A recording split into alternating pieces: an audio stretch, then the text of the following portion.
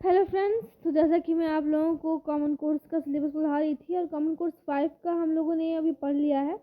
2 unit हम लोगों ने पढ़ लिया है। 2 यूनिट हम लोगों ने कंप्लीट कर लिया है। Unit 1 logic and unit 2 shapes and number system. ठीक है, तो और आज मैं आपके लिए कॉमन कोर्स 6 का सिलेबस लेके आई हूँ। सिलेबस तो मैंने पहले बता दिया है। आज मैं उसका first unit that is global citizenship education, वैश्विक नागरिक शिक्षा के बारे में बढ़ाने जा रही हूँ।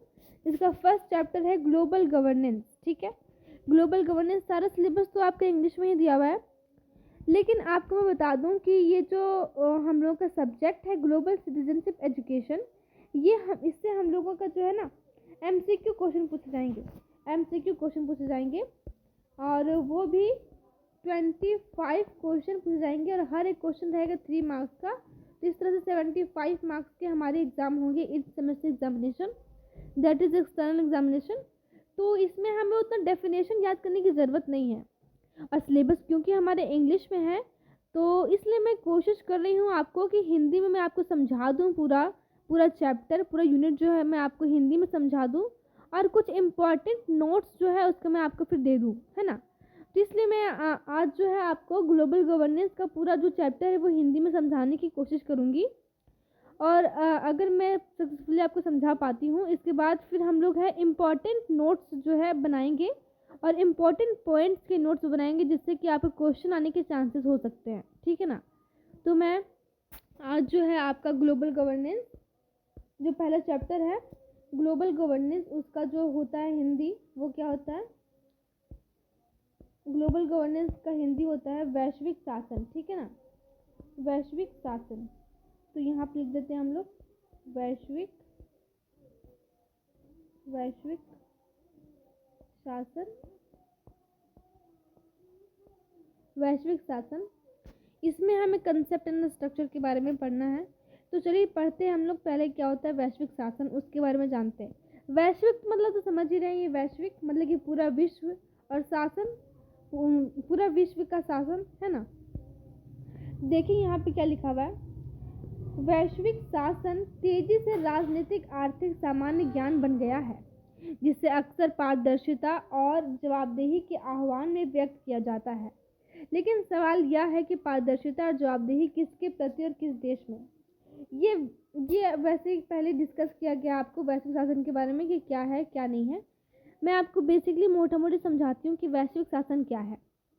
तो फ्रेंड्स, वैश्विक शासन एक तरह का संस्था है जो पूरे देश है, जो एक दूसरे के, जैसे कि अभी हमारा देश भारत हो गया, तो भारत का चीन के साथ, भारत का पाकिस्तान के साथ जो भी संबंध है उसको देख रेख करता है ना। और इसे कुछ कानून बनाता है, कानून को लागू करता है और उस पर निगरानी रखता है कि सारा देश का जो संबंध है एक दूसरे के साथ वो कैसा है, और जो ट्रांसपोर्ट होता है एक देश से दूसरे देश में, ये सारे जो है ना वैश्विक शासन की प्रणाली के अंदर आते हैं। ठीक है, एक देश का दूसरे देश के साथ रिश्ता कैसा है, तो ये पूरा जो है पूरे विश्व में ये देख रेख करता है वैश्विक शासन। ठीक है, इसको और अच्छे से समझेंगे। देखिए यहाँ पे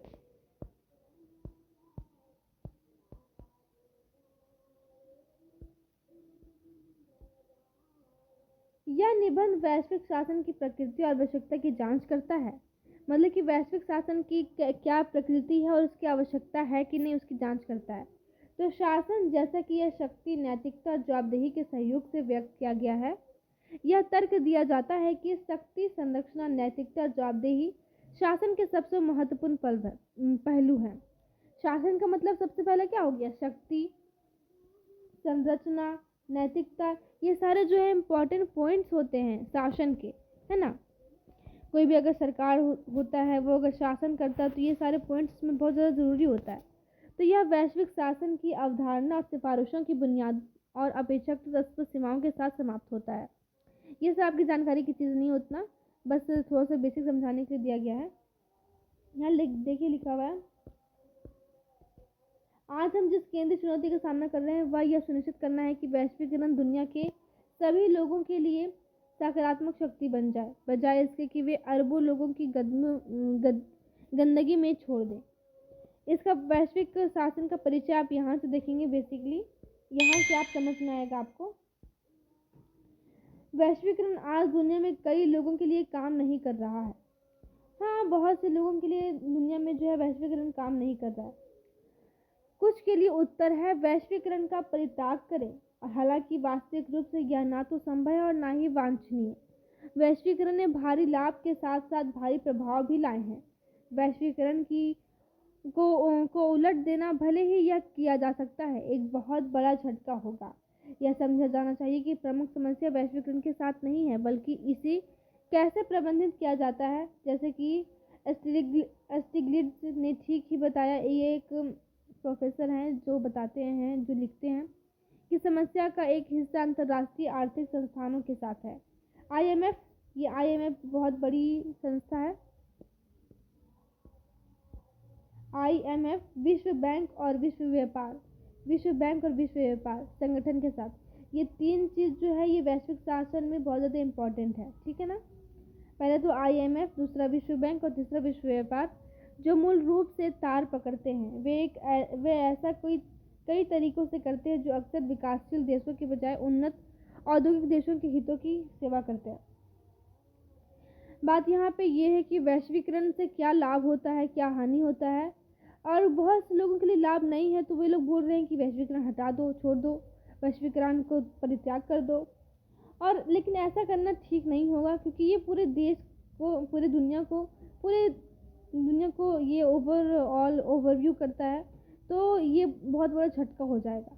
तो ये ऐसा हो नहीं सकता है, लेकिन इसको सही तरीके से चलाना ज़रूरी है।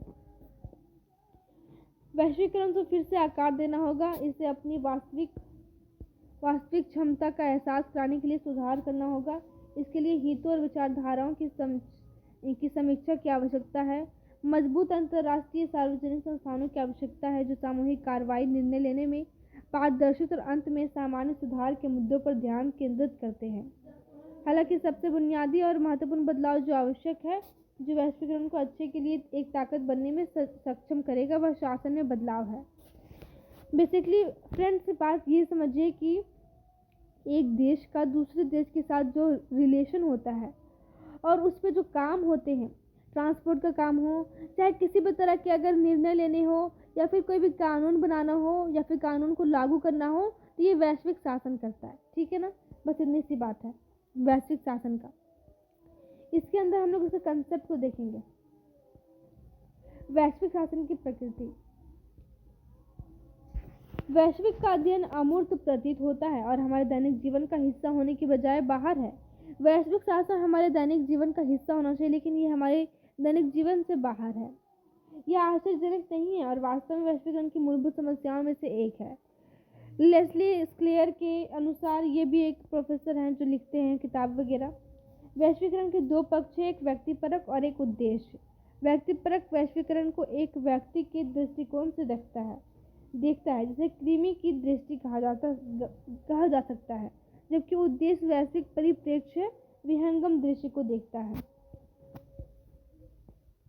वैश्विक शासन इस निष्पक्षता का हिस्सा नहीं। शासन की कोई सार्वभौमिक रूप से स्वीकृति परिभाषा नहीं है, लेकिन इन शब्द का प्रयोग अक्सर आदेश, अस्थिरता और राजनीतिक आर्थिक प्रबंधन की व्याख्याओं के संदर्भ में किया जाता है। उदाहरण के लिए ग्लोबल गवर्नेंस पर आयोग ने शासन को व्यक्तियों और संस्थानों, सार्वजनिक और निजी, उनके सामान्य मामलों का एक प्रबंधन करने के कई तरीकों का योग के रूप में परिभाषित किया है। इसने माना है कि शासन एक सतत प्रक्रिया है, जिसके माध्यम से परस्पर विरोधी और विविध हितों के समायोजित किए जा सकते हैं और सहकारी कार्रवाई की जा सकती है।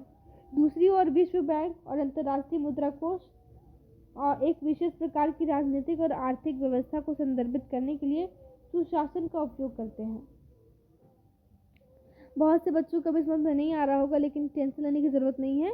ये मैं हिंदी से समझा दे रही हूँ। इसके बाद आपका इम्पोर्टेंट नोट्स, इम्पोर्टेंट पॉइंट का भी वीडियो आने वाला है, उससे आपको बहुत अच्छे से क्लियर हो जाएगा। ये थोड़ा सा हट के सिलेबस है, global governance, global citizenship education, इसलिए हल्का ट्रबल होगा, लेकिन मैं पूरी कोशिश करूँगी आपको ईजी से समझाने की। इसके बाद का जो नोट्स आएगा वो आपको और भी ज़्यादा हेल्प करेगा, क्योंकि वो बहुत ही ईजी वर्ड में होगा। ठीक है ना। आप यहाँ पे देखिए कि वैश्विक शासन की आवश्यकता क्यों है।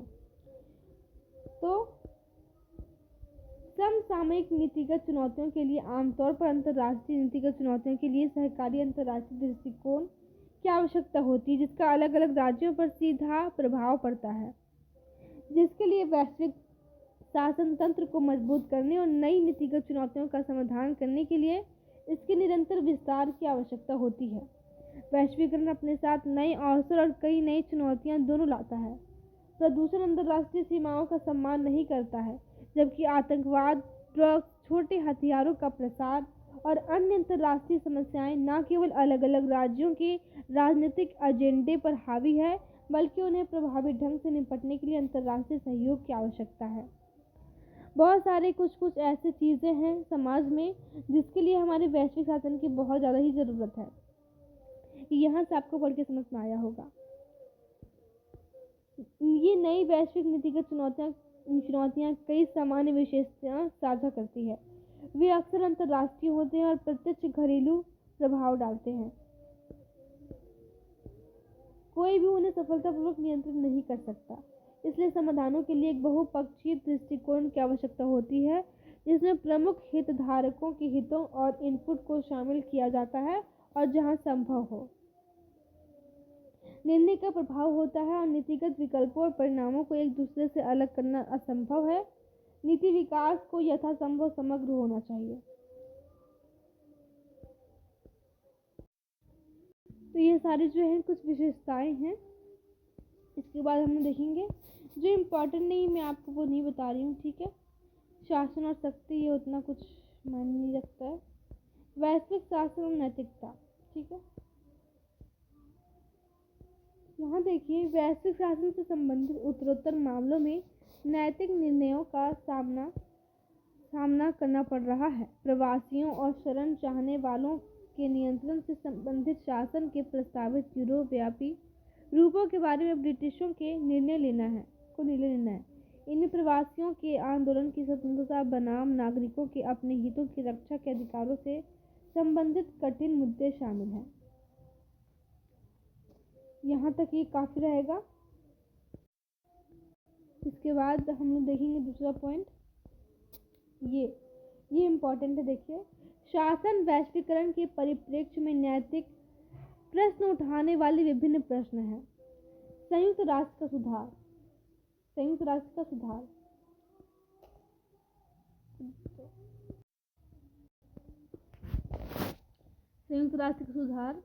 इसके बाद वित्तीय सहायता का वितरण किसे, किसके द्वारा और किन शर्तों पर, पर्यावरण मानक, अंतर्राष्ट्रीय मुद्रा कोष जैसे IMF होना या ना होना, विकासशील देशों में भूमि सुधार, विकासशील देशों में आदि में श्रम सुधार। ये सारे पॉइंट्स जो है हमारे वैश्विक शासन के अंदर होने चाहिए और इन पर प्रश्न है बहुत सारे इस पे जो खड़े होते हैं, ठीक है। इसके बाद वैश्विक शासन और जवाबदेही, ये भी है। वैश्वीकरण की सबसे बड़ी समस्याओं में से एक निस्संदेह जवाबदेही रहा है। भारत में विश्व बैंक और नर्मदा बांध शोषण को जोड़ने से इक्वाडोरियन रेन फॉरेस्ट में टेक्साको के तेल उत्पादन के लिए विभिन्न अभिनेताओं ने वैश्वीकरण की आड़ में स्थितियों का शोषण किया है। अगर कोई जवाबदेही नहीं है या केवल वही दोहरा रहा है जो अब एक अंतर्राष्ट्रीय शासन मंत्र बन गया है। सभी कार्यों का हिसाब देना होगा, जवाबदेही का कोई विकल्प नहीं हो सकता। कोई भी अगर काम होते हैं या फिर ऐसा कोई नुकसान होता है तो उसके लिए जवाबदेही होना चाहिए, रिस्पॉन्सिबिलिटी होना चाहिए। वही इसके द्वारा समझाने की कोशिश कर रहा है। अब देखिए यहाँ पे इस प्रकार उत्तरदायित्व को 3 स्तरों पर देखा जा सकता है, जिसमें मैं 3A कहूँगा। तो उत्तरदायित्व के 3 पॉइंट्स होने चाहिए जो ये सब हो सकते हैं, ये तीनों। तो प्राधिकरण, हाब्स और कई अन्य लोगों ने इस प्रक्रिया पर जोर दिया है, जिसके द्वारा एक इकाई कुछ कार्यों को अधिकृत करती है या एजेंटों को अधिकार प्रदान करती है। दूसरा, सहायता, वित्तीय रसद या राजनीतिक सहायता प्रदान करने वालों को भी जवाबदेह ठहराया जाना चाहिए। तीसरा है प्रभाव, जो लोग दूसरे के लिए विकल्प निर्धारित कर रहे हैं उन्हें अपने कार्यों के लिए पूरी तरह जवाबदेह होना चाहिए, क्योंकि वे स्पष्ट रूप से दूसरों को प्रभावित करते हैं। ये 3 पॉइंट्स जो है ये बताया गया है रिस्पॉन्सिबिलिटी के अंदर, इसको देखा जा सकता है। इसके ये सारे आपको उतने नहीं पढ़ने हैं।